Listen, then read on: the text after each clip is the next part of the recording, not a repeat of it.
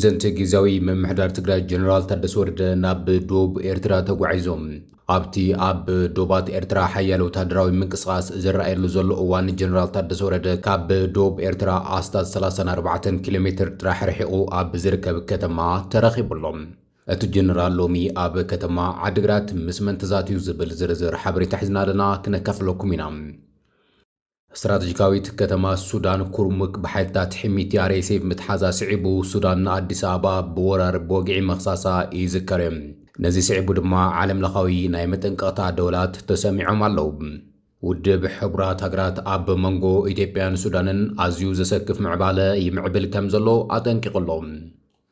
بغالقت دما أتي أب ماخلاي مبراز كير زلو خونات دواتو تحيسو ناب قيح بحري أب زل حملون نملاقو طبع علم دما أب خبير سقازتو حدش معبالة تسمعي زلم حوتي يمن إسرائيل بمسايل هاري موالهم قيح بحري نمعز أو دما زسنبر متنقغتا أم محلالي فلهم بزعبازي حدش معبالون حابري تحنا لنا أب معراب تجراي حصل زلوا جبن زجالز حد حبريتاون كابتي زوبا وصيلهم أب معراب تجراي استفسر من معصر تجازيتنا نبوزحات النازرة بيزلهم أب تي زوبا زلوا زي حجة من محضر إن حد جازيتنا سلسة معلتات عافين وان كم زلوا تجلس أخوينو معراب تجراي حزون حكي استغل غلط حزات ميستر سلامات أخوينا نقص التي تباهي لهم أب منغو أديس أبان مغلن بإيروبيان زمرح زلوا دريدر أب حدقا وديقوم هلاو زملغت سبصاب وصيهم نبر حلفي سليا إثيوبيا زخونه أيت جيتاجو أسفان الجنرالاتن نسلام نسيقوم مس شعبيا كصمدو كوسنون كلو دكتور دبرتسون قبل مكيل دما نبا أديس أبان مخار تسمع معو تبهل الله بزعبا زين خلو زرزر معوالتات حزي كنكافلوكم ينام سلام تناون أبزلكم ويبصحكم نشانل لحدش تنتخونكم شانلنا سبسكرايب لايك شن داقوركم كتكاتون أينا بخبري نعدمكم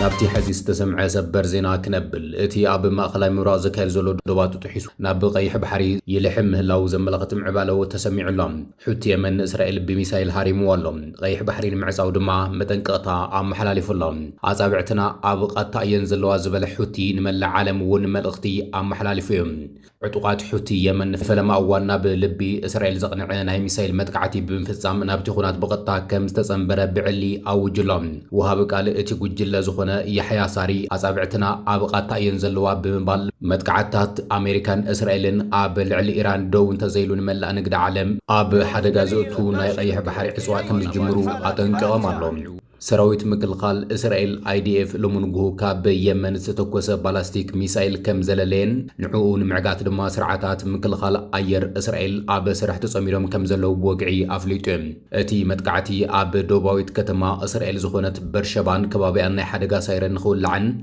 هزب دمانا معوابتات نكوحزن كم زقابر أيو تاقاليس زلام ازي سقوم تزيح حوتي كاب مستراوي دقف وطيونا بقلعو تادراوي قتم مس إسرائيل مئتاو الزرقاقات معبال أيو تباهل اللهم بك قالوا تادراو كن في حوتي يحيى ساري تمالي مشت عب زهبو مدرم زخون عينت أنصار إيران زقبرو تادراو محزنات نيمن ناب تخونات قطاوي تساتافيت كجبرا مخانو آتنكي قلام يحيى ساري أصابعتنا أبقات ينزلوا بمبال إسرائيل أمريكا نابل على إيران فلسطينيان ليبانوس نفسهم زلوا متقعتين تزي قواريزان يمن نابتي عود خونات كتتنبر مخانا قالي سلام بخالق صون اتي زعبي سقات حوتي نمس أبب باب المندب المعصاو زمحلالفو متنقاطها هوين لهم ازي استراتيجيكاوي مسمر ننقدي نداد عالم ملا هاجرات أوروبان إيسيان زراهبو قلف بر مخانو استقلس هوينو ازي مسأبب ازي انت تعاسو دما واغا ندادي أب عالم لخاو عراقا بزل عال نهاري كنهرن نملا قطب عالم دما نابزي ترفقو لاو كشمومو كم زخليو زقل زلم حوتي يمن كاب حدار عسران سلستن جميرو أب العلي 7 نقداوان مرغب متقعتي بمفصام 4 مرغب كتحلن كلو حمشيت مركب دما حيزو كم زلو يفلاتيم أب خلطشان عسران حمشتنا قواصر أوروبيان بريزيدنت أمريكا ترامب نزي قجل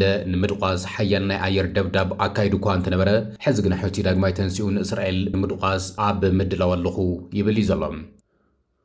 ጀነራል ታደሰ ወረደ ናብ ዓዲግራት ኣምሪሕሎም ፕሬዚደንት ግዚያዊ ምምሕዳር ትግራይ ጀነራል ታደሰ ወረደ ናይ ስልጣን ግዚኡ ንምብቃዕ 10 መዓልትታት ጥራሕ ኣብ ዝተርፍሉ ህዝፅዋን ካብ ደቡብ ኤርትራ 34 ኪሎ ሜትር ጥራሕ ርሕቀት ኣብ እትርከብ ከተማ ዓዲግራት ተረኺቦም። እዚ ዑደት እዚ ኣብቲ ኣብ ደቡባት ኤርትራ ሓያል ወታደራዊ ምንቅስቓስ ዝረኣየሉ ዘሎ እዋን ዝተገብረ ምዃኑ ዝተገለጸ ኮይኑ ኣብ ዩኒቨርሲቲ ዓዲግራት ሰፊሕ ዑደት ኣካይዶሎም።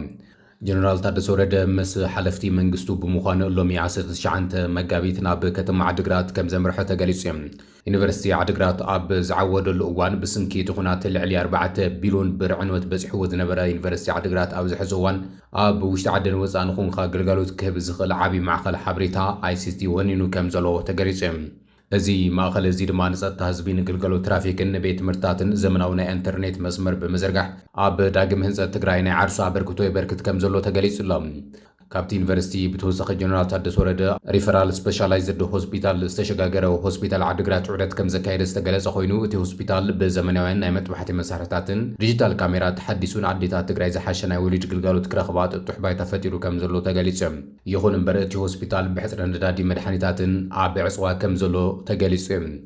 ጀነራል ታደሰ ወረደ ኣብ ኮምፕሬሄንሲቭ ስፔሻላይዝድ ሆስፒታል ዓዲግራት ኣብ ዘካየዱ ዘሎ ምንቅስቓሳት ምስ ዲን ኮሌጅ ጥዕና ሳይንስ ዩኒቨርሲቲ ዓዲግራት ዝኾነ ዶክተር የማነ ገብረ ማርያም እቲ ሆስፒታል ኣብ 2017 ዓ.ም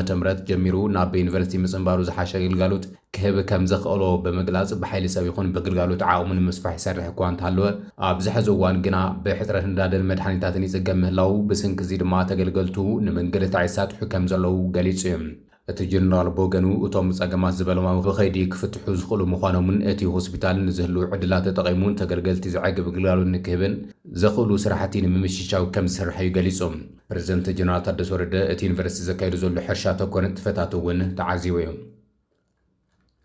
ብኻልእ ገጽ ኣብ ምዕራብ ትግራይ ዝቕጽል ዘሎ ገበን ዘቃልጽ ሓደ ሓበሬታ ወፂሎም። ኣብ ምዕራብ ትግራይ ዝተፈጸመ ማእሰርቲ ጋዜጠኛ ንብዙሓት እናዘራረበ ቀጺሉ ኣሎ።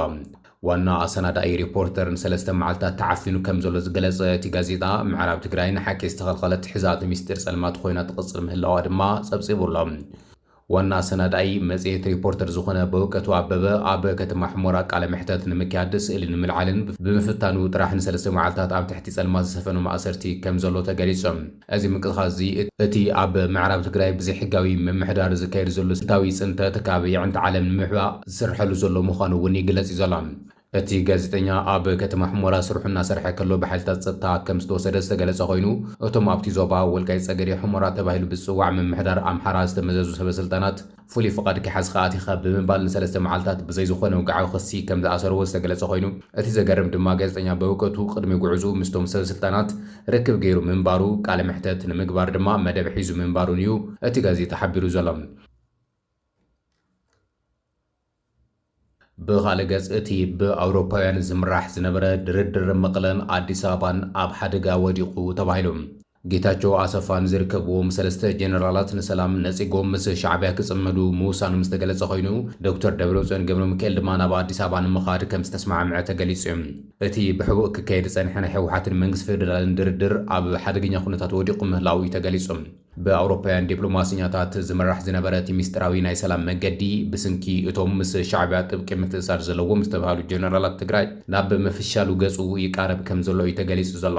ጋዜጠኛ ዳዊት ከበደ ነቲ ብጥብቂ ሚኒስትር ዘተሓሒዙ ዝነበረ ናይ ሰላም ዘተ ናብ ህዝቢ ኣውፂዎ ኣሎ። ዳዊት ከም ዝገለጾ እቲ ንሰሙናት ብመንገዲ ሳልሳይ ወገን ኣውሮፓውያን ዲፕሎማስኛታት ክካየድ ጸንሐ ድርድር ናብ ቀጥታዊ ናይ ገጽ ንገጽ ዝርርብ ንምስጋድ ተቓሪቡ ኣብ ዝነበረሉ ሰዓት ብወገን ጀነራላት ሕወሓት ዘይምስምማዕ ከም ዝተፈጠረ እዩ ተገሊጹ ዘሎ። ይኹን እምበር ከም በዓል ዶክተር ደብረጽዮን ገብረ ሚካኤል ዝበሉ ላዕለዎት መራሕቲ ሕወሓት ናብ ኣዲስ ኣበባ ኣምሪሖም ምስ መንግስቲ ፌደራል ገጽ ንገጽ ንምዝራብ ተስማዕሚዖም ምንባሮም እዩ ተገሊጹ። እዚ ፖለቲካዊ ክንፊ ሕወሓት ምምሕዳር ጀነራል ታደሰ ወረደ ነቲ ድርድር ብመርሒ ደረጃ ተቐቢሉ እኳ እንተሃለወ ኣብ ውሽጡ ግና ካልእ ሓያል ናይ ተቃውሞ ዕርዲ ተፈጢሩ ከም ዘሎን ተገሊጹ። ነዚ ምስ ኣዲስ ኣበባ ብልጽግና ዝግበር ዘሎ ድርድር ብትርዲ ዝተቃወሙ ሰለስተ ሰባት ድማ እቲ ናይ ድሕነት ሰብ ምዃኑ ዝነገረሉ ጌታቸው ኣሰፋ ዝመርሖም ናይ ጀነራላት ጉጅለ ምዃኑ እዩ ተገሊጹ ዘሎ። እዚ ጉጅለ እዚ ንብርጋዴር ጀነራል ምግበይ ሃይለን፣ ብርጋዴር ጀነራል ሃይለ ስላሴ ግርማይ ወዲ በይተይን፣ መጀር ጀነራል ብርሃነ ነጋሽ ወዲ መድህን ዝሓቆፈ ከም ዝኾነ ዝተገለጸ ኮይኑ እቲ ምስ ኣዲስ ኣበባ ዝግበር ሰላም ነቲ ምስ ሻዕብያ ዝተጀመረ ስትራቴጂካዊ ጽምዶ የፍርሶ እዩ ካብ ዝብል ጽኑዕ እምነት ተበጊሱ ነቲ ድርድር ይቆም ምህላውን እዩ ተገሊጹ ዘሎ። ብጌታቸው ኣሰፋ ዝምራሕ ዘሎ ጉጅለ ንመጻኢ ትግራይ ዘውፅእ ምስ ኣስመራ ዝግበር ጽምዶ ጥራሕ ምዃኑ ብምእማን ነቲ ምስ ፌደራል ዝግበር ዝኾነ ዓይነት ምቅራብ ከም ጥልመት ይቆጽሮ ከም ዘሎን እዚ ድማ ኣብ ውሽጢ ትግራይ ኣብ መንጎ እቶም ሰላም ዝደልዩ ፖለቲከኛታትን እቶም ኩናት መሪጾም ዘለዉ ወተሃደራዊ ኣዘዝትን ሓደገኛ ናይ ስልጣን ግጥም ተፈጢሩ ከም ዘሎን እውን ተገሊጹ እዩ። እቲ ብኣውሮፓውያን ዲፕሎማስኛታት ተጀሚሩ ዘሎ ናይ ሰላም ተስፋ ብስንኪ እዚ ውሽጣዊ ቁርቁስ ክመክን ድዩ ወይስ ዶክተር ደብረጽዮንን ጀነራል ታደሰ ወረደን ነቲ ወተሃደራዊ ጸቕጢ ሰጊሮም ናብ ኣዲስ ኣበባ ክጓዓዚኦም መልሱ ኣብ ዝመጹ ውሕዳት መዓልትታት ክረአዩ ይብል ኣለዉ ፈለጥቲ ውሽጢ። ብኻልእ ገጽ ስትራቴጂካዊት ከተማ ሱዳን ዝኾነት ኩርሙክ ብሓይልታት ሕሚቲ ምትሓዛ ስዒቡ ሱዳን ንኣዲስ ኣበባ ብወራር ብወግዒ መኽሳሳ ይዝከር እዩ። ናይ ስዕቡ ድማ ዓለም ለኻዊ ናይ መጠንቀቕታ ደወላት ተሰሚዖም ኣለዉ። ኣብ ደቡብ ኢትዮጵያን ሱዳንን ኣንጸላሊ ዘሎ ናይ ኩናት ስጋኣት ሎሚ ናብ ዘስካሕክሕ ሕልቂት ጅምላዊ ሰባት ሎሚ ናብ ጅምላዊ ስደት ተቐይሩ ከም ዘሎ ተገሊጹ። ውድብ ሕቡራት ሃገራት ኣብ ዘውፅኦ ህፁፅ መጠንቀቕታ እቲ ኣብ ደቡባት ዝካየድ ዘሎ ሓያል ውግእ ንሰላማውያን ዜጋታት ኣብ ዓብዪ ሓደጋ ውዲቕዎም ከም ዘሎ ኣፍሊጡሎ። ስትራቴጂካዊት ከተማ ኩርሙክ ብሓይልታት RSF ተመንዚዓ ምትሓዛ ስዒቡ ሱዳን ድማ መጥቃዕቲ ዝተፈጸመ ካብ ብውሽጢ መሬት ኢትዮጵያ ብዝተበገሰ ወተሃደራዊ ሓይሊ እዩ ክትብል ኣዝዩ ዘሰንብድ ክሲ የቕሪባ እያ። ብመሰረት ጸብጻብ ሂንስዋን ኣዲስ ስታንዳርድን ሓይልታት ቁልጡፍ ደገፍ RSF ምስ ዕጡቓት ምንቅስቓስ ሓርነት ሰሜን ሱዳን SPLMን ብምውሃድ ኣብ ዝፈጸሙ ሓያል መጥቃዕቲ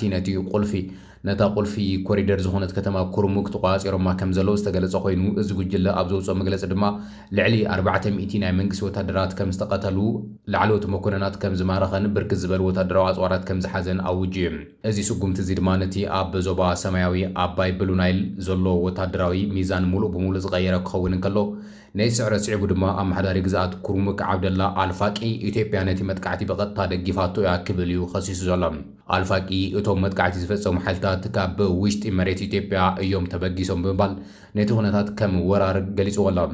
እቲ ኣመሓዳሪ ወሲኹ ብኣሽሓ ዝቑጸሩ ዜጋታት ካብቲ ዞባ ይሃድሙ ምህላዎምን ገለ ድማ ዶብ ሰጊሮም ናብ ኢትዮጵያ ክውሕዙ ከም ዝተገደዱን እዩ ሓቢሩ ዘሎ። እዚ ክስ እዚ ዝመጽእ ዘሎ ሮይተርስ ንሳተላይት ምስልታትን ዲፕሎማሲ ምንጭታትን ተወኪሱ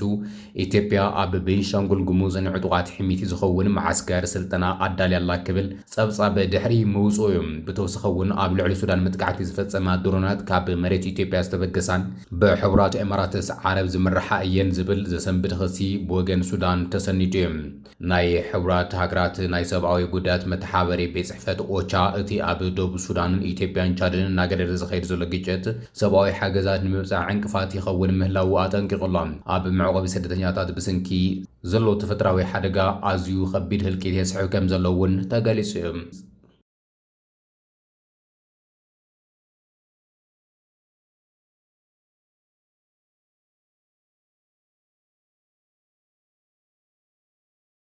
ክብራትን ክብራንን ሎሚ ናባኹም ዘዋርና ምዕባልታት ነዚኦም መስል ነይሮም። ሓቢርኩምና ስለ ዝጸናሕኹም ኣዝና ነመስግን።